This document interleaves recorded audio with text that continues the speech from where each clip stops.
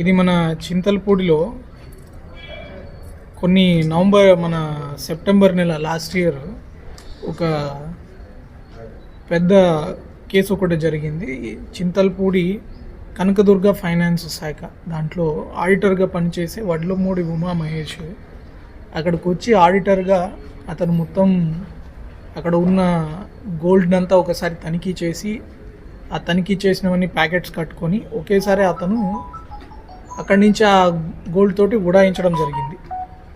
అతన్ని కంటిన్యూస్గా ట్రాక్ చేయడము, అతను ఎక్కడున్నాడో చూసి చాలా రోజులు ఫోన్లో అన్నీ ఆపేసుకొని ఆయన వాళ్ళ ఓనర్తో వచ్చిన విభేదాల వల్ల ఓనర్లని ఇబ్బంది పెట్టాలని చెప్పి ఈ ప్యాకెట్స్ అన్నిటినీ ఇంత 4.48 కిలోలు సుమారు 4.5 కిలోల గోల్డ్ ఆభరణాలన్నీ తీసుకొని పరారయ్యడం జరిగింది. అప్పటి నుంచి కూడా మన డిఎస్పి గారు, సిఐ చింతలపూడి, జంగారెడ్డిగూడెం సిఐ వాళ్ళ స్టాఫ్, ఎస్ఐ చింతలపూడి వీళ్ళందరూ ప్రతి సీసీటీవీ కెమెరా వెతికి ఎక్కడెక్కడ వెళ్ళాడు, తాడేపల్లిగూడెంకి వెళ్ళారు, తర్వాత అక్కడి నుంచి వైజాగ్కి వెళ్ళారు, అక్కడి నుంచి మళ్ళీ ఎక్కడ వెళ్ళారు అన్నీ ట్రేస్ చేసుకుంటూ ఆయన్ని ఫైనల్గా ఈ నాగాయలంక దగ్గర పట్టుకోవడం జరిగింది.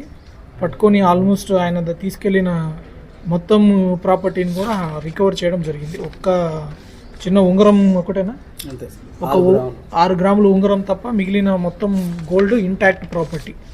ఆ ప్రాపర్టీని అంతా రికవర్ చేశారు. ఈ ప్రాపర్టీ విలువ కూడా మార్కెట్లో ఇప్పుడు సుమారు ఒక 7 కోట్ల దాకా ఉండొచ్చు, 4.5 కిలోల ప్రాపర్టీ కాబట్టి. ఈయన ఎందుకు చేశారు, ఏం చేశారని విచారించినప్పుడు ఈయన కూడా కొంచెం డిప్రెషన్లో ఉన్నాడని తెలిసింది. వాళ్ళ వైఫ్ని ఏదో తిట్టారు అని చెప్పి ఓనర్స్, దానికి ప్రతీకార చర్యగా వాళ్ళని కూడా ఇబ్బంది పెట్టాలని చెప్పి ఇలా తీసుకెళ్ళిపోయి అజ్ఞాతంలో ఉండి పోలీసులు విపరీతంగా తిరుగుతున్నారు. అన్ని దగ్గర ఫోటో వచ్చింది. ఇంకా మనం తప్పించుకోలేము, మనం ఎక్కడికైనా వెళ్ళినా దొరికిపోతారన్న ఒక భావన కూడా ఆయనకి కలిగింది. అమ్మలో ఎక్కడో పోయాడు.